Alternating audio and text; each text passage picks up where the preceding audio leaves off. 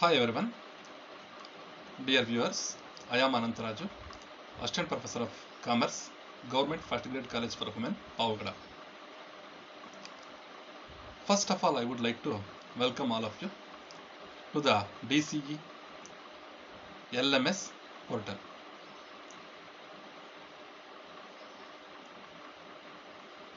Today, we are going to discuss about the concept that is banking and insurance. This is the subject for the second sem of BBM course of Tumkur University. In this subject, banking and insurance, there are 5 chapters are there. Unit 1, that is chapter 1, introduction, and then chapter 2, banking operations and innovations, and then chapter 3 is insurance, and chapter 4 is life insurance and general insurance, and chapter 5, that is unit 5, is new trends and regulations in the banking sector. Okay, let us go through the first unit, that is introduction to the banking concept.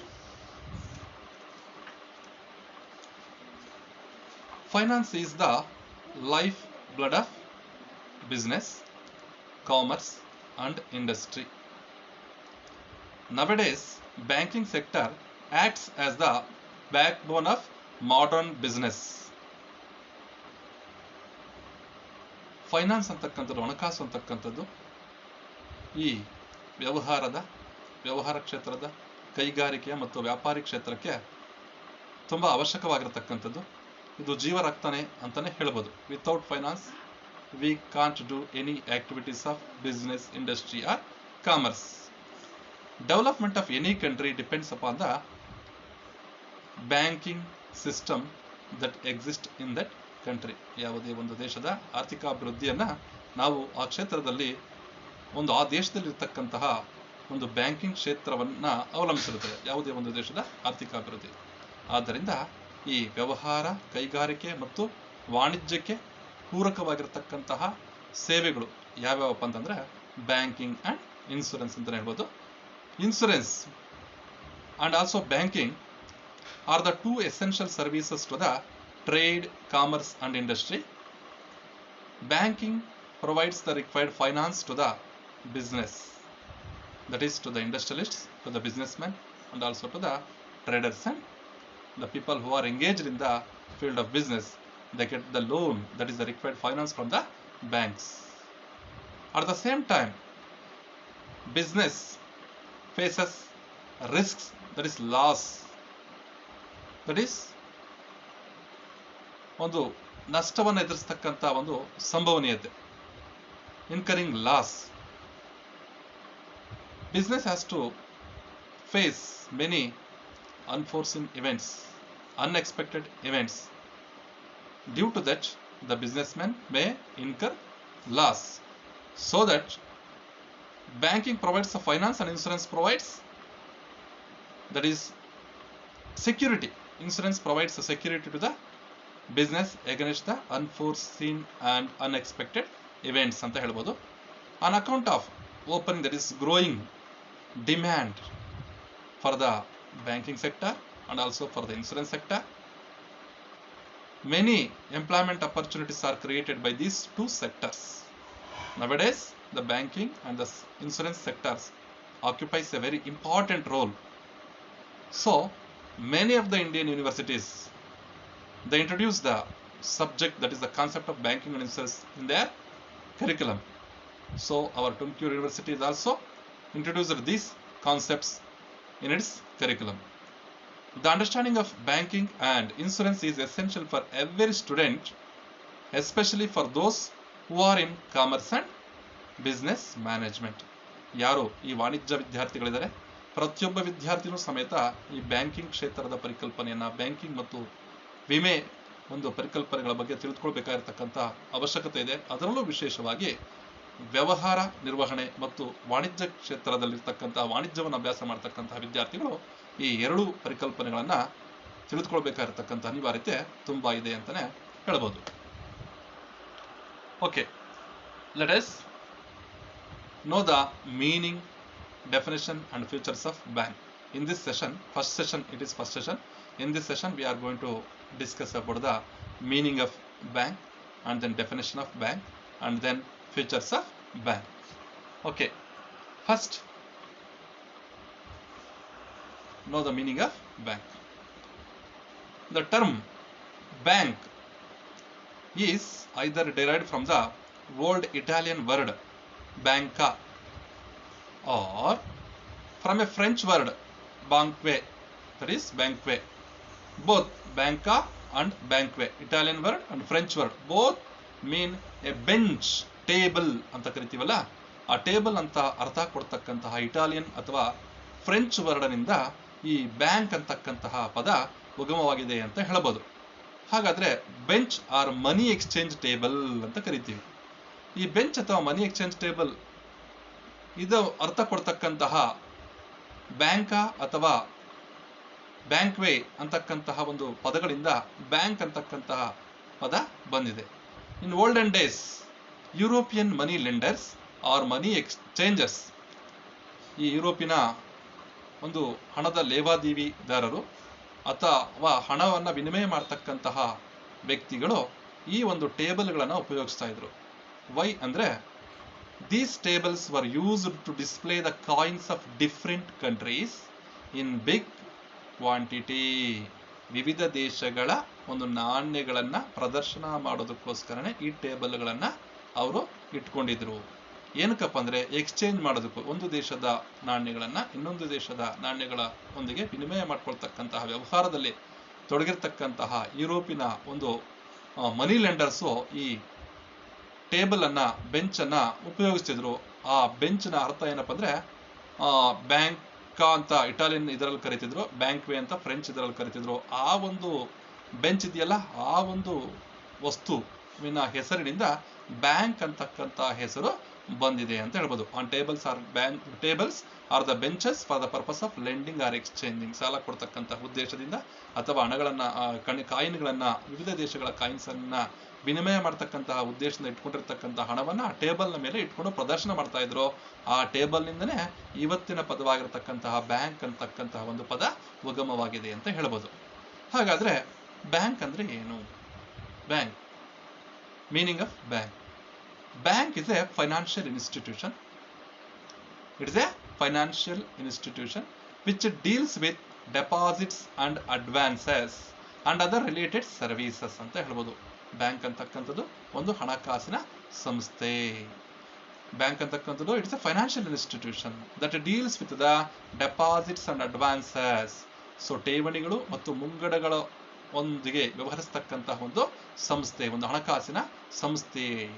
ಅದರ ಜೊತೆಗೆ ಇನ್ನ ಹಲವಾರು ರೀತಿಯ ಸೇವೆಗಳನ್ನ ಮಾಡ್ತಾ ಇತ್ತು. So bank is a financial institution that accepts the deposits of money from the public and lends the loans and advances to the needy persons. So ಇದು ಠೇವಣಿಗಳ ರೂಪದಲ್ಲಿ ಸಾರ್ವಜನಿಕರಿಂದ ಹಣವನ್ನು ಸಂಗ್ರಹಣೆ ಮಾಡ್ತಕ್ಕಂಥದ್ದು.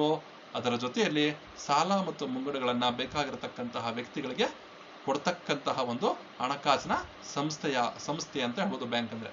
Bank is a financial institution that accepts the deposits of money from the public and lend loans and advances to the people who need, and also it renders certain agency services and general utility services, not only accepting the deposits of money and also lending the loans and advances, but also this financial institution performs certain general utility services and agency services.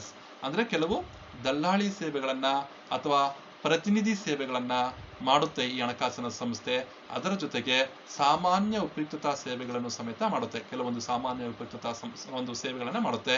ಈ ಯಾವ ಸೇವೆಗಳನ್ನ ಅನ್ನೋದನ್ನ ನಾವು functions of bank ಅಂತಕ್ಕಂಥ next session ಅಲ್ಲಿ ತಿಳ್ಕೋಣ. So bank is a financial institution that accepts the deposits of money from the public and lend loans and advances to the persons who need it, and also it renders certain agency and general utility services. This is the meaning of the bank ಅಂತ ಹೇಳ್ಬೋದು. Okay, then let us know about the definition of bank. ಬ್ಯಾಂಕ್ನ definition ನಾವು ತಿಳ್ಕೊಳ್ಳೋಣ. ಇಲ್ಲಿ banking definition ಏನು ಅಂತಕ್ಕಂಥದ್ದು Oxford dictionary ಅವರು ಒಂದು ಬ್ಯಾಂಕ್ನ ಒಂದು ಬಗ್ಗೆ ಡೆಫಿನೇಷನ್ ಕೊಟ್ಟಿದ್ದಾರೆ. According to the Oxford dictionary, it defines a bank as an establishment for custody of money which it pays out on customers order ಅಂತ ಹೇಳ್ತಾ ಇದೆ. ಆಕ್ಸ್ಫರ್ಡ್ ಡಿಕ್ಷನರಿ ಪ್ರಕಾರ bank is an establishment for custody of money, ಹಣವನ್ನ ಒಂದು ವಶದಲ್ಲಿ ಇಟ್ಕೊಳ್ತಕ್ಕಂಥ ಒಂದು ಸಂಸ್ಥೆ ಅಂತ ಹೇಳ್ಬೋದು. Which it pays out on customers order, ಗ್ರಾಹಕರ ಹಣವನ್ನು ತನ್ನ ಬಳಿ ಇಟ್ಕೊಂಡು ಆನ್ ಕಸ್ಟಮರ್ಸ್ ಆರ್ಡರ್ ಇದ್ದಾಗ ಅದನ್ನು ಪೇಸ್ ಔಟ್ ಮಾಡ್ತಕ್ಕಂಥ, ಪಾವತಿ ಮಾಡ್ತಕ್ಕಂಥ ಒಂದು ಸಂಸ್ಥೆ. ಗ್ರಾಹಕರ ಹಣವನ್ನು ತನ್ನ ವಶದಲ್ಲಿ ಇಟ್ಟುಕೊಂಡು ಗ್ರಾಹಕರು ಕೇಳಿದಾಗ ಪಾವತಿ ಮಾಡಲು ಇರತಕ್ಕಂತಹ ಒಂದು ಸಂಸ್ಥೆಗೆ ನಾವೇನಂತ ಕರಿತೀವಿ, ಬ್ಯಾಂಕ್ ಅಂತ ಕರಿತೀವಿ ಅಂತ ಹೇಳ್ಬಿಟ್ಟು ಆಕ್ಸ್ಫರ್ಡ್ ಡಿಕ್ಷನರಿ ಡೆಫಿನೇಷನ್ ಕೊಟ್ಟಿದ್ದಾರೆ. ಅದೇ ರೀತಿಯಾಗಿ ಇನ್ನೊಬ್ರು an expert in the banking field, who is that person? H.L. Hart. H.L. Hart, according to H.L. Hart, an expert in the banking sector, as per him, he gave a definition. A banker is one who in the ordinary course of his business honors checks drawn upon him by person from and for whom he receives money on current accounts ಅಂತ ಹೇಳಿದ್ದಾರೆ. H.L. Hart ಅವರ ಪ್ರಕಾರ banker is one who in the ordinary course of his business honors checks drawn upon him by person from and for whom he receives money on current accounts. ಚಾಲ್ತಿ ಖಾತೆಗಳ ಮೂಲಕ ಯಾವ ವ್ಯಕ್ತಿಗಳಿಂದ ಹಣವನ್ನು ಸ್ವೀಕರಿಸಲಾಗಿದೆಯೋ, ಯಾವ ವ್ಯಕ್ತಿಗಳಿಂದ ಮತ್ತು ಯಾರಿಗೋಸ್ಕರ ಹಣವನ್ನು ಸ್ವೀಕರಿಸಲಾಗಿದೆಯೋ ಆ ವ್ಯಕ್ತಿಗಳು ಬರೆದಿರ್ತಕ್ಕಂತಹ ಚೆಕ್ಗಳನ್ನ, ಆ ಸಂಸ್ಥೆ ಮೇಲೆ ಬರೆದಿರ್ತಕ್ಕಂತಹ ಚೆಕ್ಗಳನ್ನ ತನ್ನ ಸಾಮಾನ್ಯ ವ್ಯವಹಾರದ ಸ್ವರೂಪದಲ್ಲಿ ಹಾನರ್ ಮಾಡ್ತಕ್ಕಂಥ, ಗೌರವಿಸ್ತಕ್ಕಂಥ ಒಂದು ವ್ಯಕ್ತಿಗೆ ಬ್ಯಾಂಕರ್ ಅಂತ ಕರಿತೀವಿ ಅಂತ ಹೇಳಿದ್ದಾರೆ. ಇಲ್ಲಿ ಇದರ ಅರ್ಥ ಇಷ್ಟನೇ, banker is A person one who in his ordinary course of business accepts the checks drawn upon him by a person who advances the amount with him. ಅಂದ್ರೆ ತನ್ನ ಬಳಿ ಯಾವ ವ್ಯಕ್ತಿ ಕರೆಂಟ್ ಅಕೌಂಟ್, ಚಾಲ್ತಿ ಖಾತೆಗಳಲ್ಲಿ ಹಣವನ್ನ ಇಟ್ಟು ಆ ವ್ಯಕ್ತಿ ಹಣವನ್ನು ಇಟ್ಟಿರ್ತಕ್ಕಂಥ ವ್ಯಕ್ತಿ ಚೆಕ್ಗಳನ್ನ ಆ ಸಂಸ್ಥೆ ಮೇಲೆ ಬರೆದಾಗ, ಆ ಚಾಲ್ತಿ ಖಾತೆಯಲ್ಲಿ ಇಟ್ಟಿರ್ತಕ್ಕಂಥ ಹಣ ಇರುತ್ತಲ್ಲ, ಆ ಒಂದು ಖಾತೆಯ ಮೇಲೆ ಆ ಇಟ್ಟಿರ್ತಕ್ಕಂತಹ ವ್ಯಕ್ತಿಯು ಚೆಕ್ಗಳನ್ನ ಬರೆದಾಗ ಅದನ್ನು ಸಾಮಾನ್ಯ ವ್ಯವಹಾರದ ಸ್ವರೂಪದಲ್ಲೇ ತನ್ನ ಆರ್ಡಿನರಿ ಕೋರ್ಸ್ ಆಫ್ ಬಿಸ್ನೆಸ್ ಅಲ್ಲಿ ಯಾವ ಒಬ್ಬ ವ್ಯಕ್ತಿ ಗೌರವಿಸೋದಂದ್ರೇನು, ಪಾವತಿ ಮಾಡುತ್ತಾನೋ, ತನ್ನ ಬಳಿ ಹಣ ಇಟ್ಕೊಳ್ಳೋದು, ಅವ್ರು ಬೇಕು ಅಂತ ಅಂದಾಗ ಹಣವನ್ನ ಆ ಚೆಕ್ಗಳ ಮೂಲಕ ಬಂದಾಗ, ಡಿಮ್ಯಾಂಡ್ ಮಾಡಿದಾಗ ಹಣವನ್ನ ಪಾವತಿ ಮಾಡ್ತಕ್ಕಂಥದ್ದು, ಆ ವ್ಯಕ್ತಿಗೆ ಬ್ಯಾಂಕರ್ ಅಂತ ಕರಿತೀವಿ ಅಂತ H.L. ಹಾರ್ಟ್ ಅಂತಕ್ಕಂತಹ ವ್ಯಕ್ತಿಯವರು ಡೆಫಿನೇಷನ್ ವ್ಯಾಖ್ಯಾನ ಕೊಟ್ಟಿದ್ದಾರೆ. ಓಕೆ, ಇವೆರಡು ನಾವು ಆಕ್ಸ್ಫರ್ಡ್ ಡಿಕ್ಷನರಿ ಪ್ರಕಾರ ಬ್ಯಾಂಕ್ ಅಂದ್ರೆ ಏನು ಅಂತಕ್ಕಂಥದ್ದನ್ನ ನಾವು ಗಮನಿಸಿದ್ವಿ. ಅದೇ ರೀತಿಯಾಗಿ H.L. Hart, as per H.L. Hart also banker ಅಂದ್ರೆ ಏನು ಅನ್ನೋದನ್ನ ನಾವು ತಿಳ್ಕೊಂಡಿದ್ವಿ. Okay, let us know the definition given under banking regulation act 1949. Banking ವ್ಯವಹಾರಗಳ ಅಥವಾ ಬ್ಯಾಂಕಿಂಗ್ ನಿಯಂತ್ರಣ ಕಾಯ್ದೆ 1949, ಭಾರತೀಯ ಬ್ಯಾಂಕಿಂಗ್ ವ್ಯವಹಾರ ನಿಯಂತ್ರಣ ಕಾಯ್ದೆ 1949ರ ಪ್ರಕಾರ, ಬ್ಯಾಂಕಿಂಗ್ ರೆಗ್ಯುಲೇಷನ್ ಆಕ್ಟ್ ಇದೆಯಲ್ಲ 1949, ಅದರ ಪ್ರಕಾರ ಏನು ಡೆಫಿನೇಷನ್ ಕೊಟ್ಟಿದ್ದಾರೆ ಬ್ಯಾಂಕ್ ಅಂತಕ್ಕಂತಹ ಒಂದು ಪದಕ್ಕೆ ಅನ್ನೋದನ್ನ ನಾವು ನೋಡೋದಾದ್ರೆ, ಸೆಕ್ಷನ್ ಫಸ್ಟ್ 5C ಅಲ್ಲಿ ಹೇಳಿದ್ದಾರೆ ನೋಡಿ. ಫಸ್ಟ್ 5C ನೋಡೋಣ. ಸೆಕ್ಷನ್ 5C ಪ್ರಕಾರ, section 5C of banking regulation act 1949 defines banking company as a company which transacts the business of banking in India. Very simple ಆಗಿ ಹೇಳಿದ್ದಾರೆ ಅವರು. ಬ್ಯಾಂಕಿಂಗ್ ಕಂಪನಿ ಅಂದ್ರೆ ಏನಪ್ಪಾ ಅಂತಂದ್ರೆ, banking company is a company which transacts the business of banking in India. Very simple ಆಗಿ banking company ಅಂತಂದ್ರೆ ಏನಪ್ಪಾ ಅಂದ್ರೆ, ಯಾವ ಕಂಪನಿಯೋ ಭಾರತದಲ್ಲಿ ಬ್ಯಾಂಕೋದ್ಯಮದಲ್ಲಿ ಬ್ಯಾಂಕಿಂಗ್ ವ್ಯವಹಾರದಲ್ಲಿ ತೊಡಗಿಸ್ಕೊಂಡಿದೆಯೋ ಅದನ್ನು ನಾವು ಬ್ಯಾಂಕಿಂಗ್ ಕಂಪನಿ ಅಂತ ಕರಿತೀವಿ ಅಂತ ಹೇಳ್ಬಿಟ್ಟು ಹೇಳಿದ್ದಾರೆ. ಯಾರು section 5C of the banking regulation act ಅಲ್ಲಿ ಇದನ್ನು ಡಿಫೈನ್ ಮಾಡಿದರೆ, ವ್ಯಾಖ್ಯಾನಿಸಲಾಗಿದೆ. ಏನಂತಪ್ಪ ಅಂತಂದ್ರೆ, ಯಾವ ಕಂಪನಿಯು ಭಾರತದಲ್ಲಿ ಬ್ಯಾಂಕಿಂಗ್ ವ್ಯವಹಾರದಲ್ಲಿ ಅಥವಾ ಬ್ಯಾಂಕೋದ್ಯಮದಲ್ಲಿ ತೊಡಗಿಸ್ಕೊಂಡಿದೆಯೋ ಅದನ್ನು ನಾವು ಬ್ಯಾಂಕಿಂಗ್ ಕಂಪನಿ ಅಂತ ಕರಿತೀವಿ, ಅದರ ಬ್ಯಾಂಕಿಂಗ್ ಕಂಪನಿ ಅಂತ ವ್ಯಾಖ್ಯಾನಿಸಬಹುದು ಅಂತ ಹೇಳ್ಬಿಟ್ಟು ಹೇಳಿದ್ದಾರೆ. ಹಾಗಾದ್ರೆ ಇಲ್ಲಿ ಒಂದು ಪ್ರಶ್ನೆ ಉದ್ಭವ ಆಗುತ್ತೆ, ಬ್ಯಾಂಕಿಂಗ್ ವ್ಯವಹಾರ ಅಂತಂದ್ರೇನು? ಬ್ಯಾಂಕಿಂಗ್ ವ್ಯವಹಾರದಲ್ಲಿ ತೊಡಗಿಸ್ಕೊಂಡಿರ್ತಕ್ಕಂಥ ಕಂಪನಿನ ಬ್ಯಾಂಕಿಂಗ್ ಕಂಪನಿ ಅಂತ ಕರಿಬಹುದು. ಓಕೆ, ಆದ್ರೆ ಬ್ಯಾಂಕಿಂಗ್ ವ್ಯವಹಾರ ಅಂತಂದ್ರೆ ಏನ್ ಬ್ಯಾಂಕಿಂಗ್ ವ್ಯವಹಾರ? ಅದಕ್ಕೆ ಮತ್ತೆ ಕೊಟ್ಟಿದ್ದಾರೆ ಡೆಫಿನೇಷನ್. ಯಾವ್ದ್ರಂದ್ರೆ ಸೆಕ್ಷನ್ 5B ಅಲ್ಲಿ ಕೊಟ್ಟಿದ್ದಾರೆ, ಎಕ್ಸ್ಪ್ಲನೇಷನ್ ಕೊಟ್ಟಿದ್ದಾರೆ. ಅಂದ್ರೆ ಬ್ಯಾಂಕಿಂಗ್ ಅಂದ್ರೆ ಏನು ಆ ಟರ್ಮ್ ಬ್ಯಾಂಕಿಂಗ್ ಒಂದು ಡೆಫಿನೇಷನ್ ಕೊಟ್ಟಿದ್ದಾರೆ. ಫಸ್ಟ್ ಸೆಕ್ಷನ್ 5C ಅಲ್ಲಿ ಬ್ಯಾಂಕಿಂಗ್ ಕಂಪನಿ ಅಂದ್ರೆ ಏನು ಅಂತ ಕೊಟ್ಟಿದ್ದಾರೆ. Section 5B of the banking regulation act ಅಲ್ಲಿ ಹೇಳಿದ್ದಾರೆ it defines the term banking. ಆ ಬ್ಯಾಂಕಿಂಗ್ ಅಂತಕ್ಕಂತಹ ಪದವನ್ನ ಇಲ್ಲಿ ವಿವರಣೆ ಮಾಡಿದ್ದಾರೆ. ಏನಂತ ಹೇಳಿದ್ದಾರೆ ಅಂದ್ರೆ section 5B of banking regulation act of 1949 defines the term banking has been defined under section 5B of the banking regulation act. ಏನಪ್ಪ ಅಂದ್ರೆ accepting for the purpose of lending or investment, accepting for the purpose of lending or investment of deposits of money from the public repayable on demand or otherwise and withdrawable by check, draft order or otherwise ಅಂತ ಹೇಳಿದ್ದಾರೆ. ಅಂದ್ರೆ banking term ನ ಒಂದು ವಿವರಣೆಯನ್ನು ಈ ತರ ಕೊಟ್ಟಿದ್ದಾರೆ ನೋಡಿ ಇಲ್ಲಿ. Banking has been defined as accepting for the purpose of lending or investment. Accepting of what? Accepting for the purpose of lending or investment of deposits of money. Accepting of deposits of money for the purpose of lending or investment. ಅಂದ್ರೆ ಹಣವನ್ನ ಸ್ವೀಕಾರ ಮಾಡ್ತಕ್ಕಂಥದ್ದು, ಠೇವಣಿಗಳ ರೂಪದಲ್ಲಿ ಹಣವನ್ನ ಸ್ವೀಕರಿಸ್ತಕ್ಕಂಥದ್ದು ಯಾವುದಕ್ಕೋಸ್ಕರ ಅಂದ್ರೆ ಹೂಡಿಕೆ ಮಾಡುವ ಉದ್ದೇಶದಿಂದ ಅಥವಾ ಸಾಲ ಕೊಡ್ತಕ್ಕಂಥ ಉದ್ದೇಶದಿಂದ ಠೇವಣಿಗಳ ರೂಪದಲ್ಲಿ ಹಣವನ್ನ ಸಾರ್ವಜನಿಕರಿಂದ ಸ್ವೀಕರಿಸ್ತಕ್ಕಂಥದ್ದು. ಅದ್ರ ಜೊತೆಗೆ ಆ ಸ್ವೀಕರಿಸಿರ್ತಕ್ಕಂಥ ಹಣವನ್ನ repayable on demand R otherwise, ಬೇಡಿಕೆ ಇರಿಸಿದಾಗ ಯಾರು ಠೇವಣಿಗಳನ್ನು ಇಟ್ಟಿರ್ತಾರೋ ಅವರು ಬೇಡಿಕೆ ಇರಿಸಿದಾಗ ಅವರಿಗೆ ಮರುಪಾವತಿ ಮಾಡುವ ಷರತ್ತಿಗೆ ಒಳಪಟ್ಟು ಹಣವನ್ನು ಸ್ವೀಕರಿಸಿರಬೇಕು. And also withdrawable by cheque, draft order or otherwise.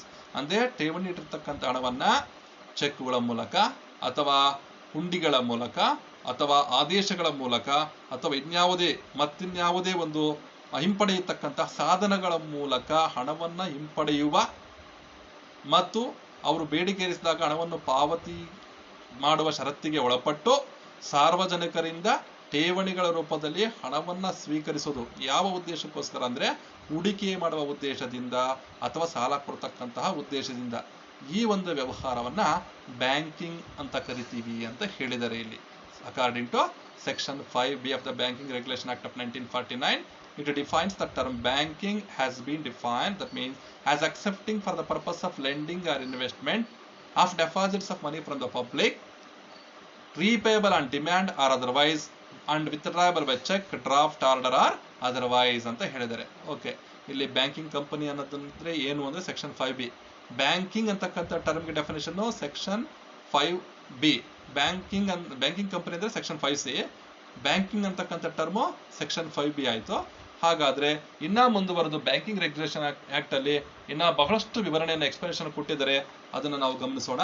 Section 6 of the above act, that means banking regulation act ಪ್ರಕಾರ it enumerate the various subsidiary services also.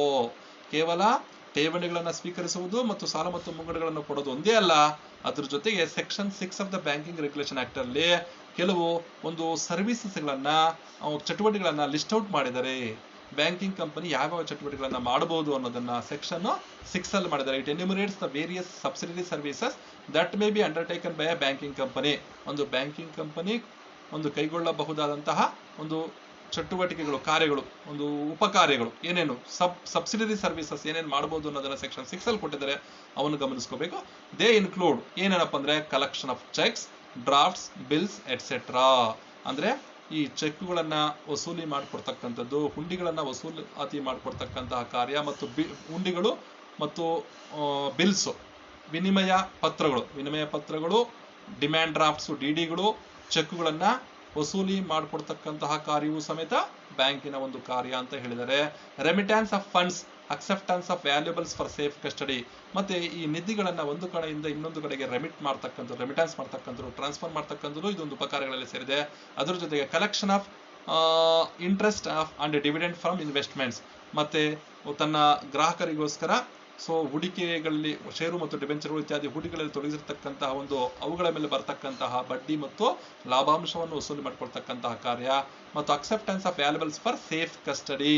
ಮತ್ತೆ ತುಂಬಾ ಬೆಲೆ ಬಾಳ್ತಕ್ಕಂತಹ ಒಂದು ಮೌಲ್ಯಯುತವಾಗಿರತಕ್ಕಂತಹ ವಸ್ತುಗಳನ್ನ ಅಥವಾ ಕಾಗದ ಪತ್ರಗಳನ್ನ ಭದ್ರತಾ ಒಂದು ಕೆಲಸ ಸೇಫ್ ಕಸ್ಟಡಿಗೋಸ್ಕರ ಒಂದು ಅಕ್ಸೆಪ್ಟ್ ಮಾಡ್ಕೊಳ್ತಕ್ಕಂತಹ ಕಾರ್ಯ, ಮತ್ತೆ payment of insurance premium, rent et cetera, ಗ್ರಾಹಕರ ಪರವಾಗಿ ಒಂದು ವಿಮಾ ಕಂತನ್ನ, ಬಾಡಿಗೆಗಳನ್ನ ಇತ್ಯಾದಿಗಳನ್ನ ಪಾವತಿ ಮಾಡ್ತಕ್ಕಂಥ ಎಲ್ಲ ಕಾರ್ಯಗಳು ಬ್ಯಾಂಕಿಂಗ್ ನ ಸಬ್ಸಿಡರಿ ಸರ್ವಿಸಸ್ ಅಂತ section 6 of the banking regulation act ಅಲ್ಲಿ ಎನ್ಯುಮರೇಟ್ ಮಾಡಿದ್ದಾರೆ, ಲಿಸ್ಟ್ ಔಟ್ ಮಾಡಿದ್ದಾರೆ. ಇದನ್ನು ಗಮನಿಸಬೇಕು. ನೆಕ್ಸ್ಟ್ ಅದೇ ರೀತಿಯಾಗಿ ಬ್ಯಾಂಕಿಂಗ್ ರೆಗ್ಯುಲೇಷನ್ ಆಕ್ಟ್ ಅಲ್ಲಿ ಇನ್ನ ಬ್ಯಾಂಕಿಂಗ್ ಸಂಬಂಧಪಟ್ಟಂಗೆ ಒಂದು ಸೆಕ್ಷನ್ 7 ಅಲ್ಲಿ ಹೇಳಿದರೆ, section 7 of the act makes it compulsory for every banking company to use as a part of its name any of the words bank, banker or banking company.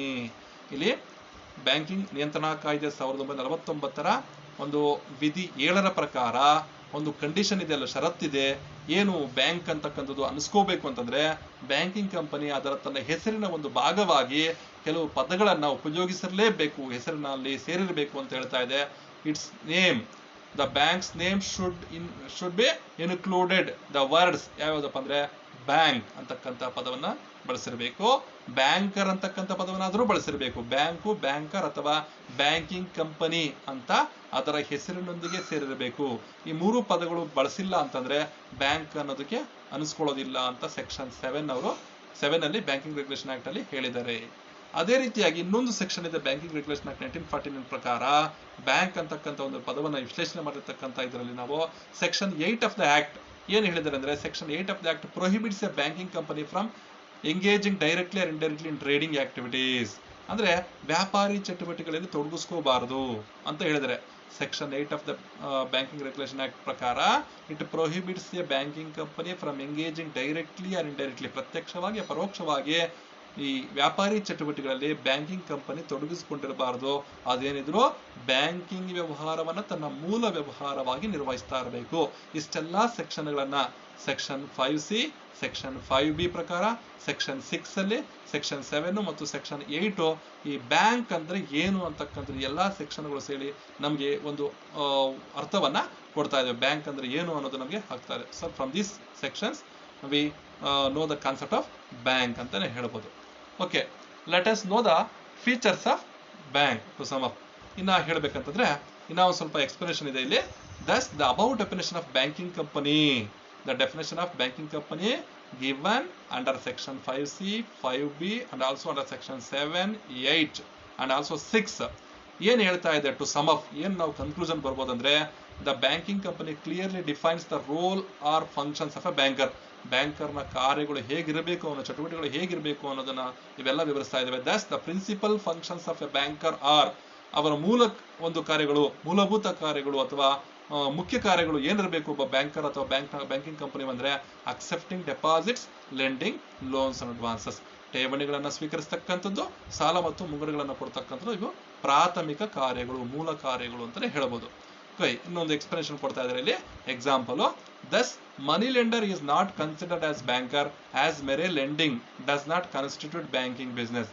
ಯಾವುದೋ ಒಬ್ಬ ಹಣದ ಲೇವಾದೇವಿದಾರ, ಹಣವನ್ನು ಕೊಡ್ತಕ್ಕಂಥ ವ್ಯಕ್ತಿ ಕೇವಲ ತನ್ನ ಹಣವನ್ನ ಸಾಲ ಕೊಡ್ತಾ ಇರ್ತಾನೆ, ಅವನನ್ನ ನಾವು ಬ್ಯಾಂಕರ್ ಅಂತ ಹೇಳೋದಕ್ಕೆ ಆಗೋದಿಲ್ಲ.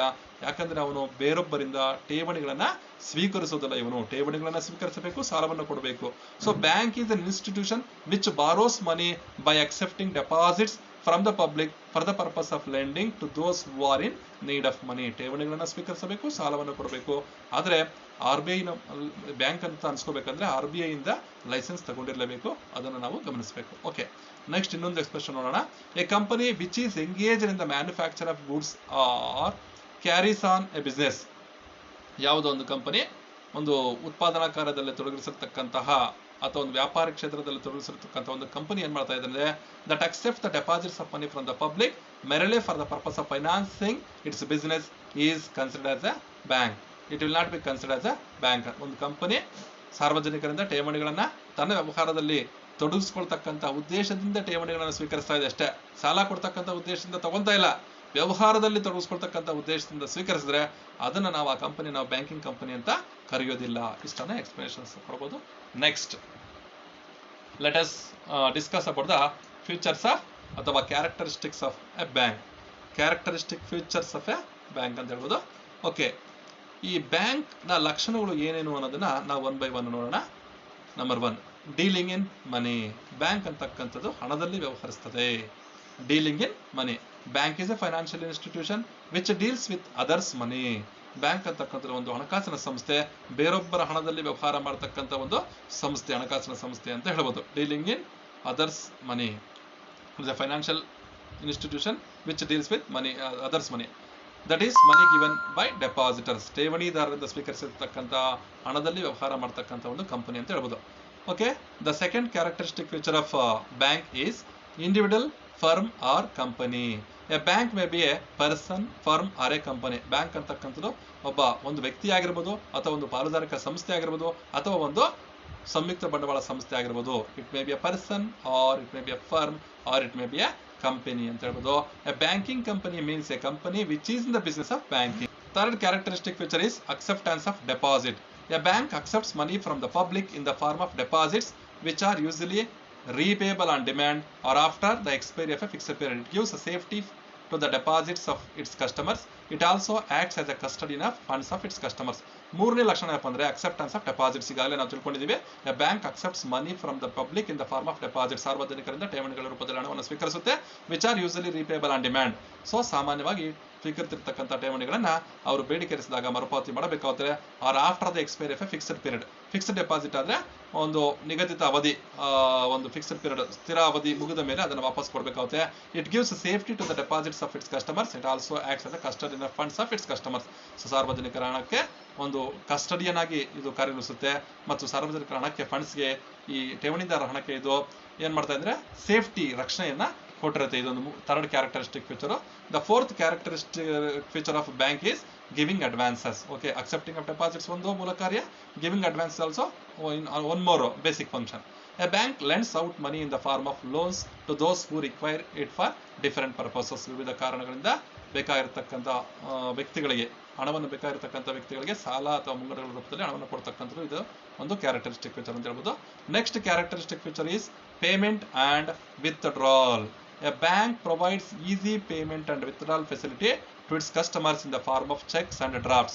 ಈ ಸ್ವೀಕರಿಸಿರ್ತಕ್ಕಂಥ ಹಣವನ್ನು ತನ್ನ ಬಳಿ ಇಟ್ಕೊಳ್ಳೋದಲ್ಲ, ಪೇಮೆಂಟ್ ಅಂಡ್ ವಿತ್ಡ್ರಾಯಲ್ಗೆ ಅವಕಾಶ ಕೊಡಬೇಕು, ಪಾವತಿ ಮಾಡಬೇಕು, ವಿತ್ಡ್ರಾ ಹಿಂಪಡೆಯೋದಕ್ಕೆ ಅವಕಾಶ ಕೊಡಬೇಕು. It also brings bank money in circulation. ಠೇವಣಿಗಳ ರೂಪದಲ್ಲಿ ಇಟ್ಕೊಂಡಿರ್ತಕ್ಕಂಥ ಹಣವನ್ನ ಅದು ವಿತ್ಡ್ರಾ ಮಾಡೋದಕ್ಕೆ ಅವಕಾಶ ಮಾಡಿಕೊಡಬೇಕು. ಚೆಕ್ಗಳು ಕೊಟ್ಟಾಗ ಪೇಮೆಂಟ್ ಮಾಡಬೇಕಾಗುತ್ತೆ, ಮತ್ತೆ ಅದು ಹಣವನ್ನ ಸರ್ಕ್ಯುಲೇಷನ್ಗೆ ತರುತ್ತೆ.